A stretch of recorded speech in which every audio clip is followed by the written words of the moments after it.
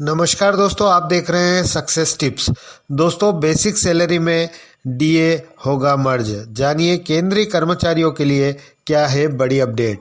सरकारी कर्मचारी पिछले कुछ महीनों से यह उम्मीद लगाए बैठे थे कि 8वें वेतन आयोग से पहले ही कर्मचारियों को कुछ राहत मिल जाए, यानी कि मौजूदा महंगाई भत्ते को बेसिक सैलरी में मर्ज कर कर्मचारियों को एक अंतरिम राहत दी जाए। सोशल मीडिया से लेकर कर्मचारी संगठनों तक सभी जगह चर्चा थी कि सरकार महंगाई भत्ते को मूल वेतन में मर्ज कर सकती है, लेकिन इसको लेकर सरकार की तरफ से एक बड़ी अपडेट सामने आई है, जिसने इन सारी चर्चाओं पर विराम लगा दिया। अब सरकारी कर्मचारी और पेंशन भोगी फिर से इस बात पर नज़र टिकाए हुए हैं कि 8वां वेतन आयोग उनकी जेब में कितनी राहत ले पाएगा।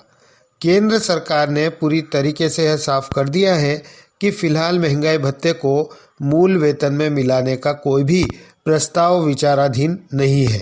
यह जानकारी वित्त राज्य मंत्री पंकज चौधरी जी ने आज 1 दिसंबर 2025 को लोकसभा में लिखित जवाब में दी। उन्होंने कहा कि इस समय महंगाई भत्ते को मूल वेतन में जोड़ने का कोई भी प्रस्ताव सरकार के पास विचाराधीन नहीं है।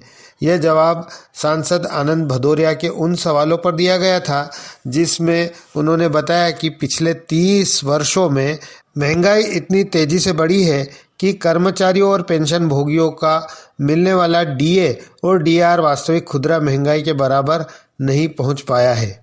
इसी वजह से कई कर्मचारी संगठन लंबे समय से मांग कर रहे हैं कि कम से कम 50% डीए को मूल वेतन में शामिल कर दिया जाए।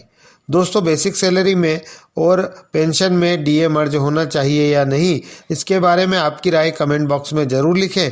तो इन सभी सवालों का जवाब देते हुए उन्होंने कहा कि फ़िलहाल केंद्र सरकार के पास में मौजूदा महंगाई भत्ते को बेसिक में मर्ज करने का कोई भी प्रस्ताव नहीं है, यानी कि कर्मचारियों को मौजूदा नियमों के अनुसार ही महंगाई भत्ता अलग अलग मिलता रहेगा।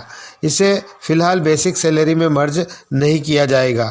तो कर्मचारियों और पेंशन भोगियों से जुड़ी हुई हर ताज़ा अपडेट पाने के लिए आप चैनल को सब्सक्राइब करना न भूलें। जय हिंद, जय भारत।